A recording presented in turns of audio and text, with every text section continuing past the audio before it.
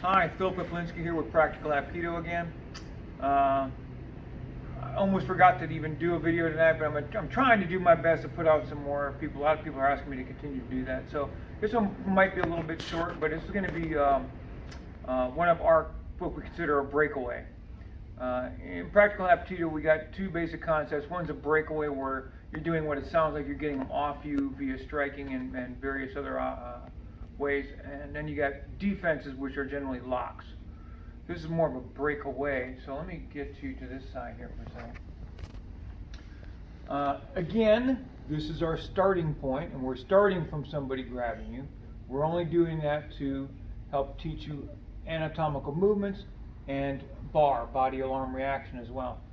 So on this breakaway 13, I'm going to do something called counter grabbing. This is called a counter grab.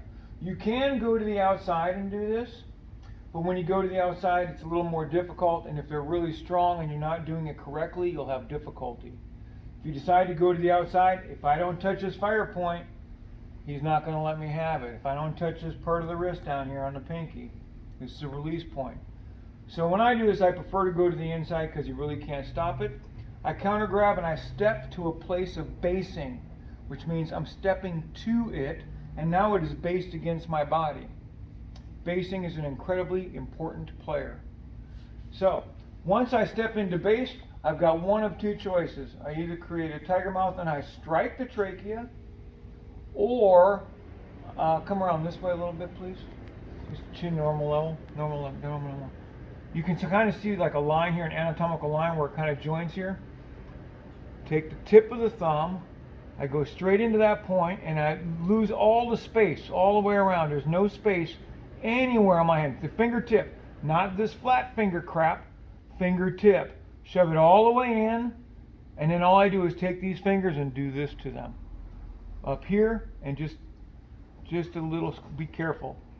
When people are over 40, they might have some plaque in their arteries, and the last thing you want to do is stroke somebody out, okay?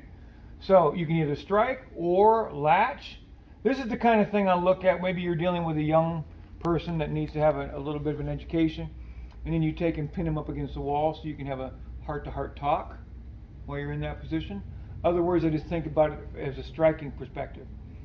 Now, the other thing we can do along with this when I step in and do this is I'm going to step with this, and I'm going to Cstep and take the rest of them with me. And some people might want to call that a choke slam. Fine, call it a choke slam. But you can take them straight down to the ground with that.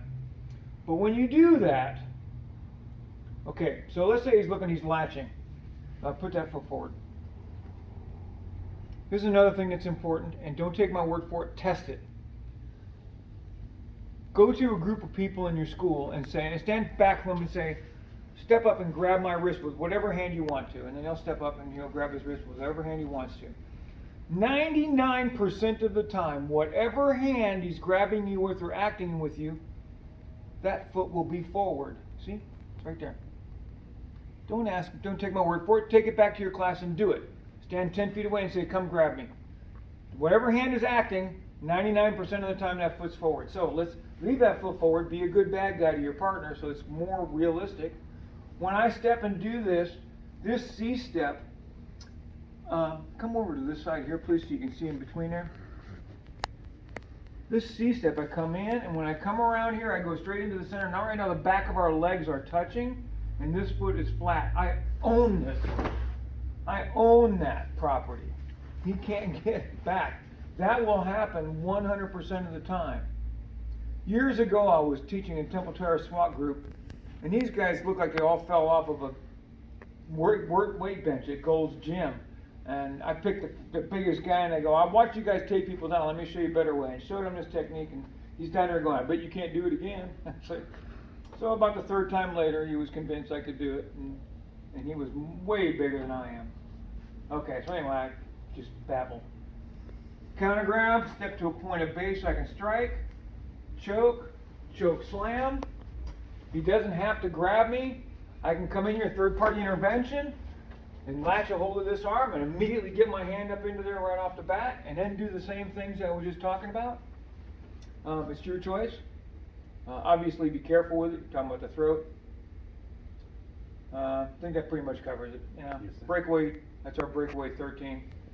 So, any questions? Let me know in the comments. Phil Poplinski, Practical Hapkido. Train smart, train hard.